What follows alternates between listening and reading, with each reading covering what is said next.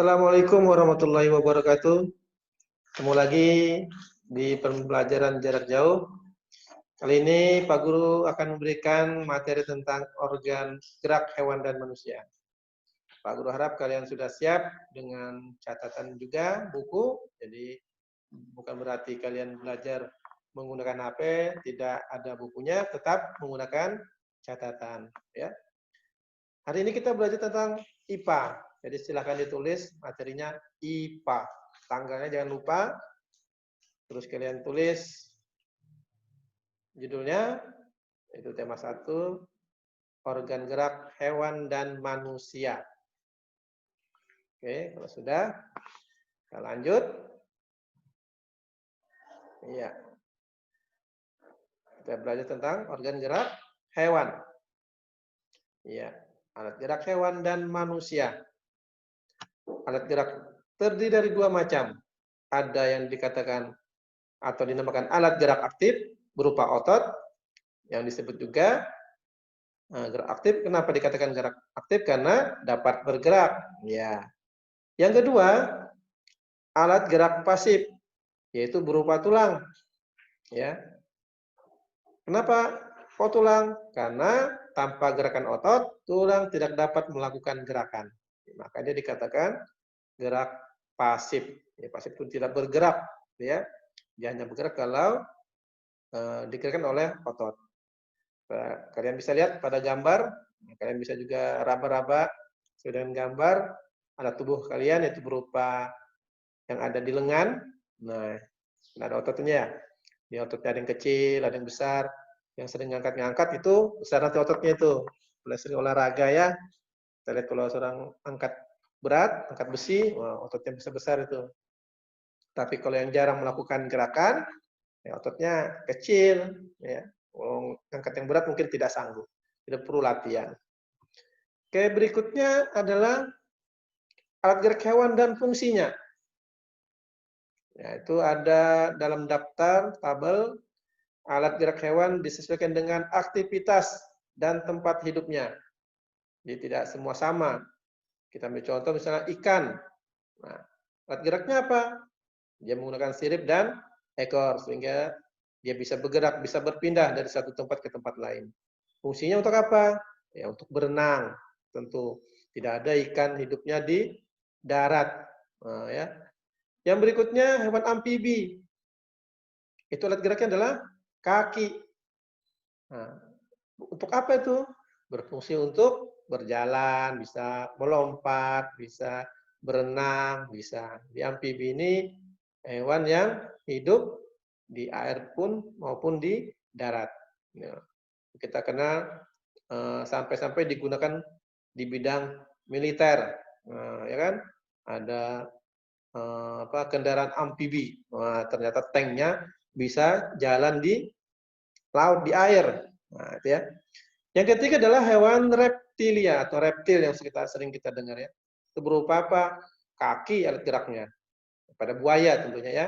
Otot perut pada ular dan kaki dayung pada penyu, mendayung ya. Fungsinya apa? Sama, berjalan juga, merayap, memanjat, berenang. Nah, itu. Yang berikutnya, atau yang keempat, contoh hewan berikutnya adalah burung.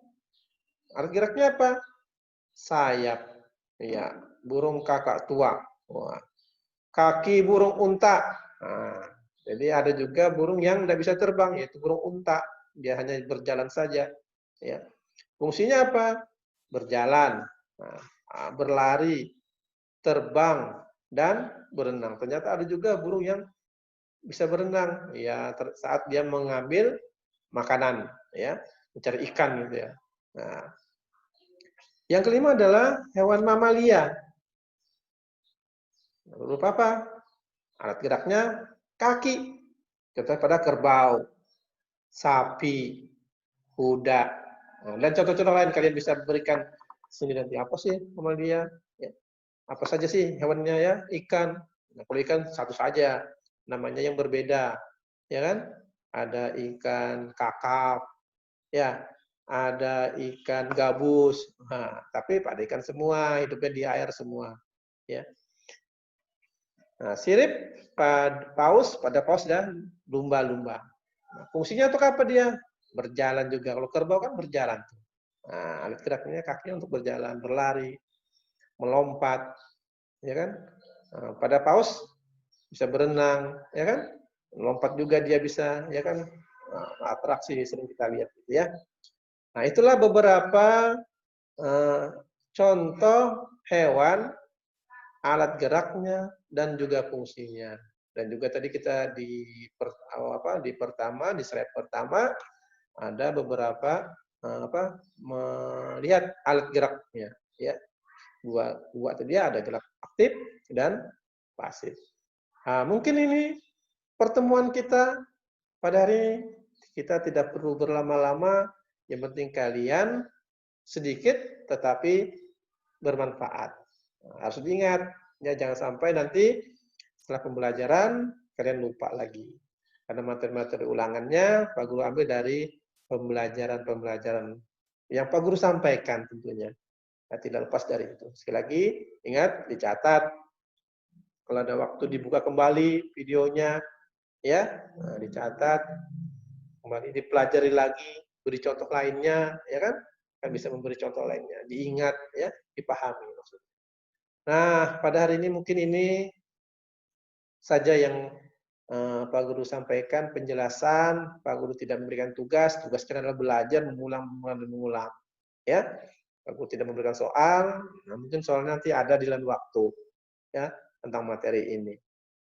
Mungkin itu sekilas dan sesingkat pertemuan kita pada hari ini.